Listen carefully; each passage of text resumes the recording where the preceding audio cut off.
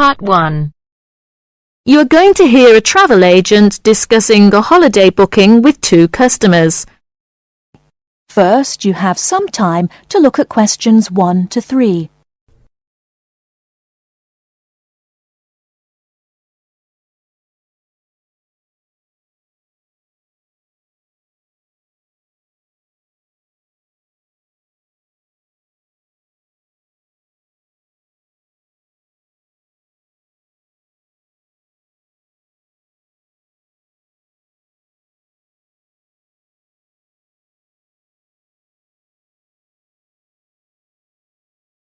Now we shall begin.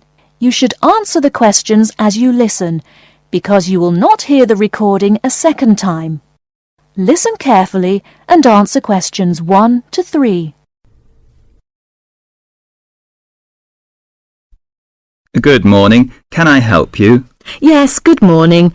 We'd like to book a holiday for July, please. Certainly. Where did you have in mind?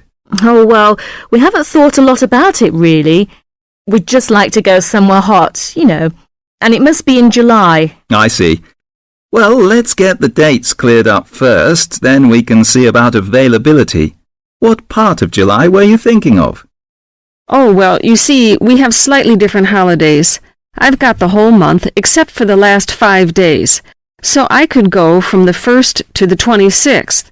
But my friend here doesn't start until the 7th, so I suppose it will have to be the middle 2 weeks, really. Yes, but I've got to be back before the 23rd. Okay. Now, let's find a destination. Any preferences? France? Italy? Oh, not France. We went there last year and it was absolutely packed with teenagers, making noise and getting drunk all the time. Yes, it was terrible. We definitely want somewhere quieter this year. Well, of course, it depends more on the resort rather than the country. There are resorts in every country which cater for the family or the slightly older person. They're usually a shade more expensive, though, as you might expect. Oh, well, we don't mind paying a bit more if it means more peace and quiet, do we? Definitely not. It'll be well worth it. All right, let's have a look at what we've got on the computer. Before you hear the rest of the conversation, you have some time to look at questions 4 to 10.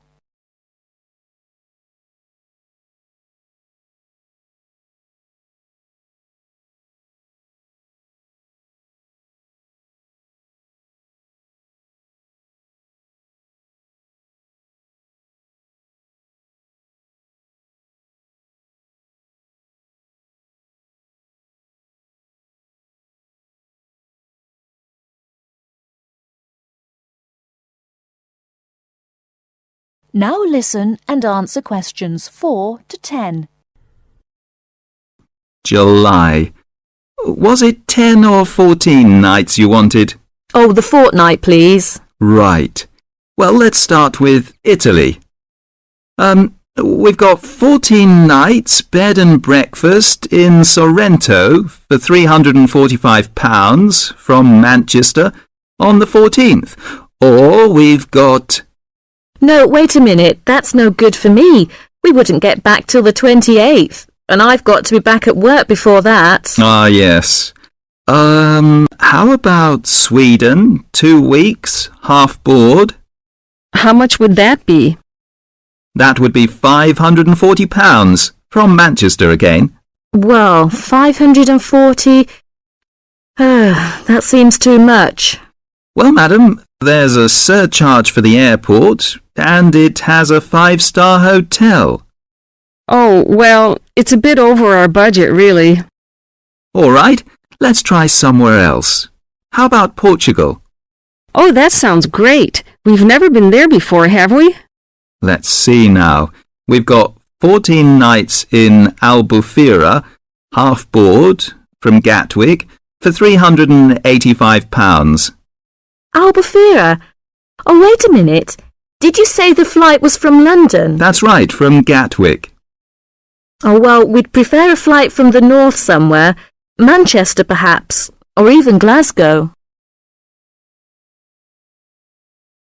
That is the end of part 1. You now have half a minute to check your answers.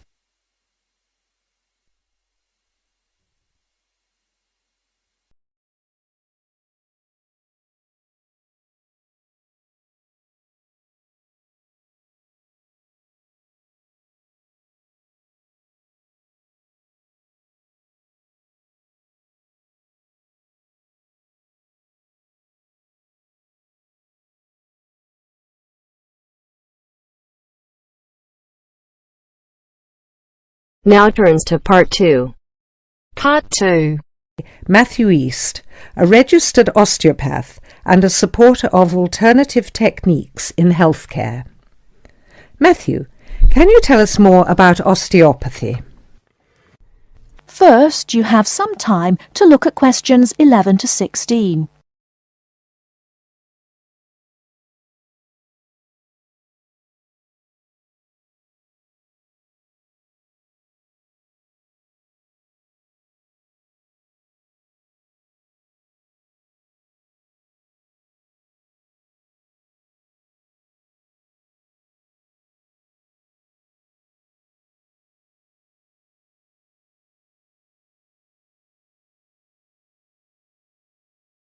Over the past 50 years, there have been some radical changes in medicine as it is known in the West.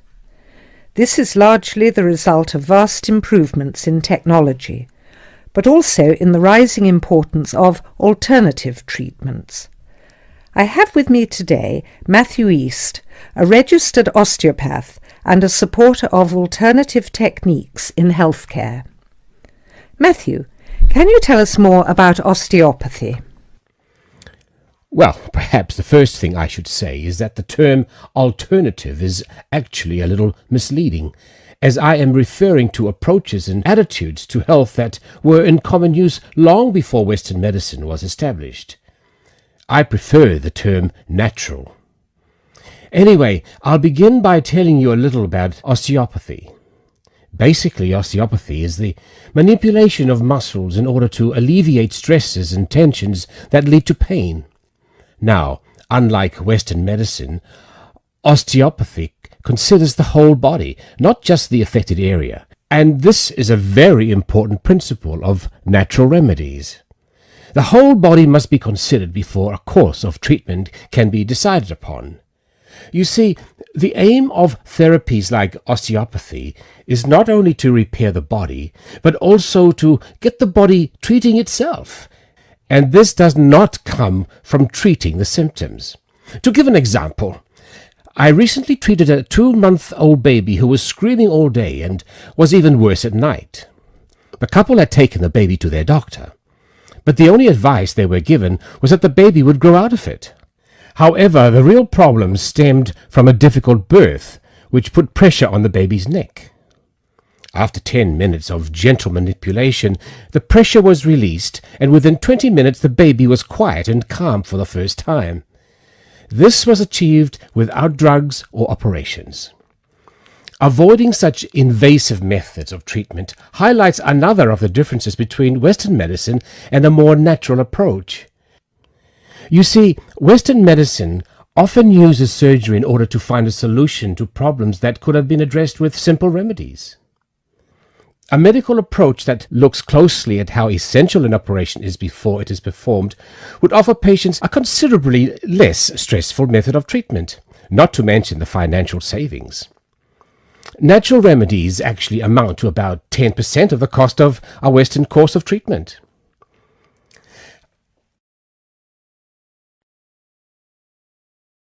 Before you hear the rest of the talk, you have some time to look at questions 17 to 20.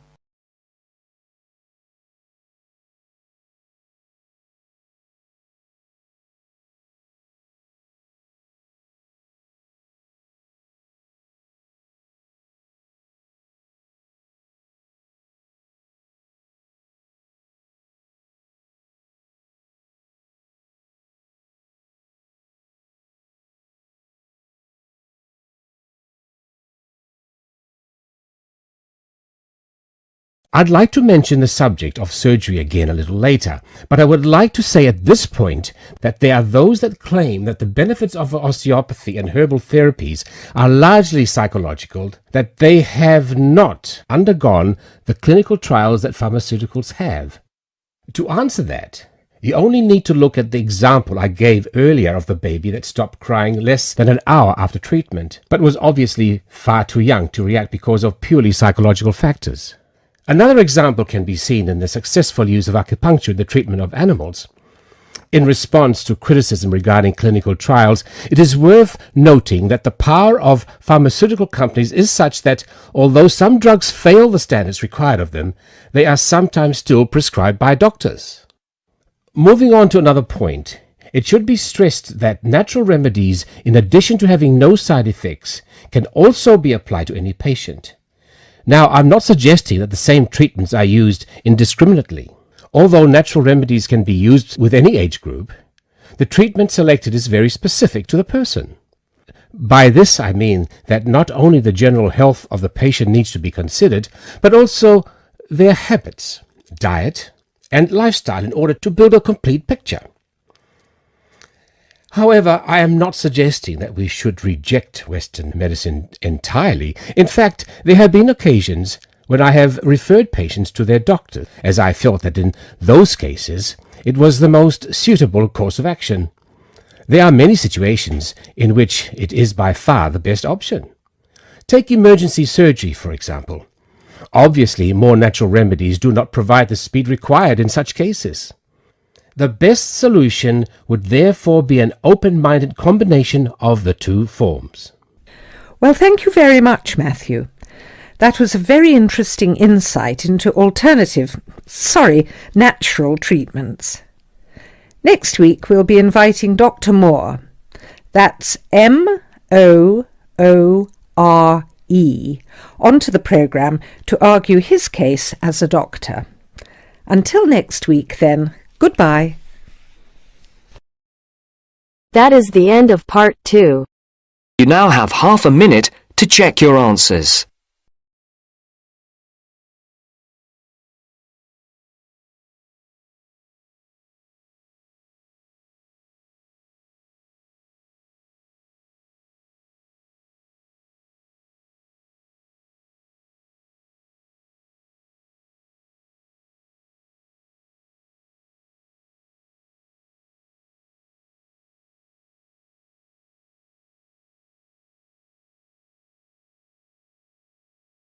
Now turns to part 3. Part 3. You'll hear two university students discussing a social science lecture they attended. First, you have some time to look at questions 21 to 24.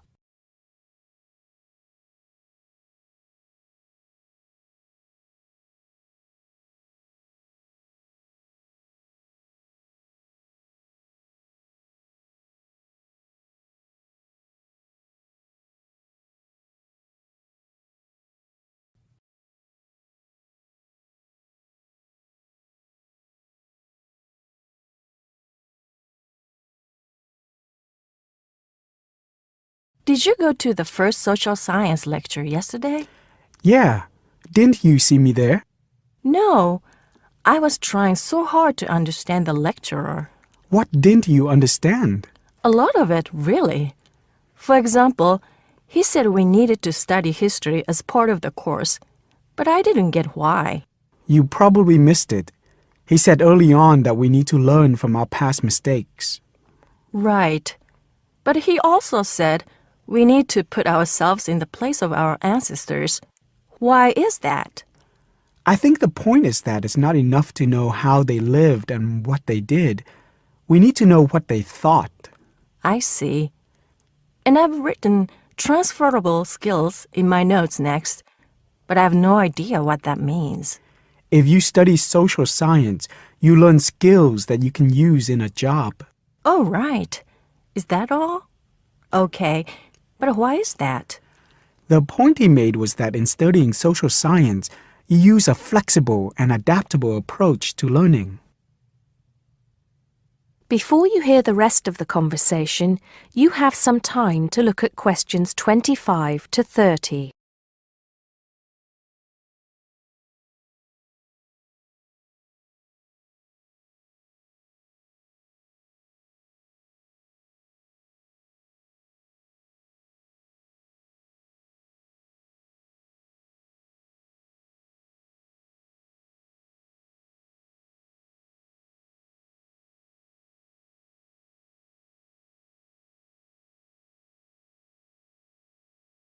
He also kept mentioning all the other subjects we will need to study as part of the course.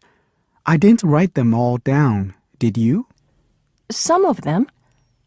I think I can make sense of my notes.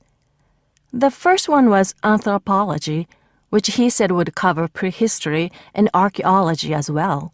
Okay. Then there's economics. I wrote down that this was not meant to mean that we will spend all our time looking at economic theory, but more that we need to see how humans behave. That's good. I don't think I could handle economic theory. He said something about education too, didn't he? Yeah. He said we'll be looking at how cultural information is handed down from one generation to the next through teaching children.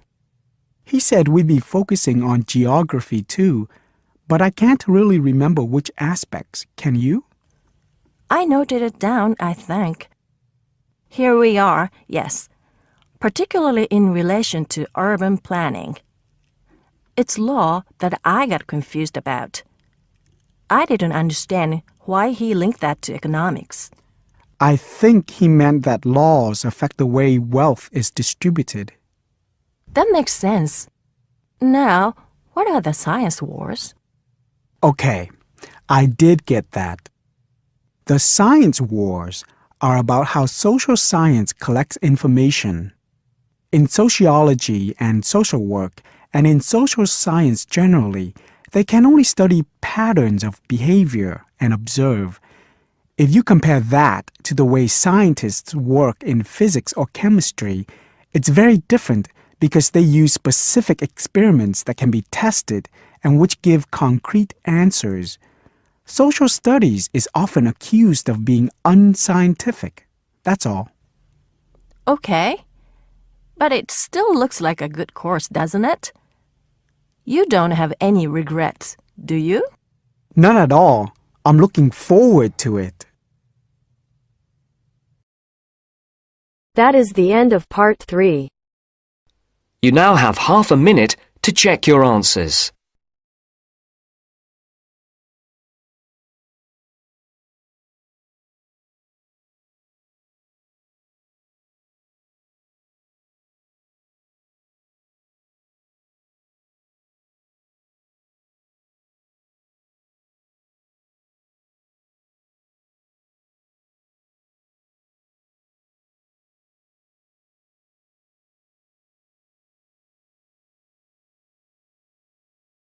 Now turns to part 4. Part 4. You are going to hear a talk about the English policeman. As you listen, complete the notes below. First, you have some time to look at questions 31 to 40.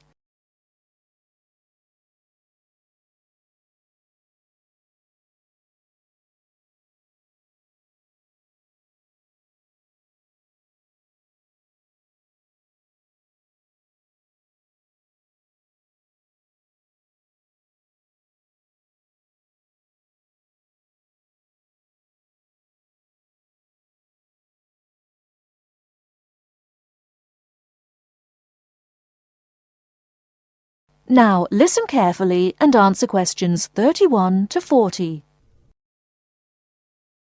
The English policeman has several nicknames, but the most frequently used are copper and bobby.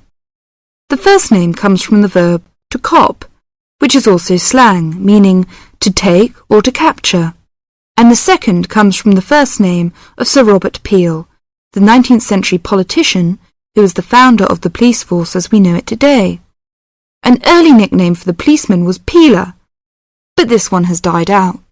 Whatever we may call them, the general opinion of the police seems to be a favourable one, except, of course, among the criminal part of the community, where the police are given more derogatory nicknames which originated in America, such as Fuzz or Pig. Visitors to England seem nearly always to be very impressed by the English police.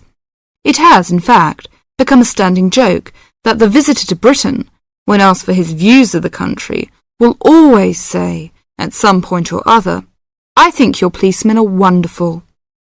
Well, the British Bobby may not always be wonderful, but he is usually a very friendly and helpful sort of character. A music hall song of some years ago was called, "If you want to know the time, ask a policeman." Nowadays, most people own watches, but they still seem to find plenty of other questions to ask the policeman. In London, the policemen spend so much of their time directing visitors about the city that one wonders how they ever find time to do anything else. Two things are immediately noticeable to the stranger when he sees an English policeman for the first time. The first is that he does not carry a pistol, and the second is that he wears a very distinctive type of headgear, the policeman's helmet. His helmet, together with his height, enables an English policeman to be seen from a considerable distance, a fact that is not without its usefulness. From time to time it is suggested that the policeman should be given a pistol, and that his helmet should be taken from him. But both these suggestions are resisted by the majority of the public and the police themselves. However, the police have not resisted all changes. Radios, police cars, and even helicopters give them greater mobility now. The policeman's lot is not an enviable one, even in a country which prides itself on being reasonably law-abiding.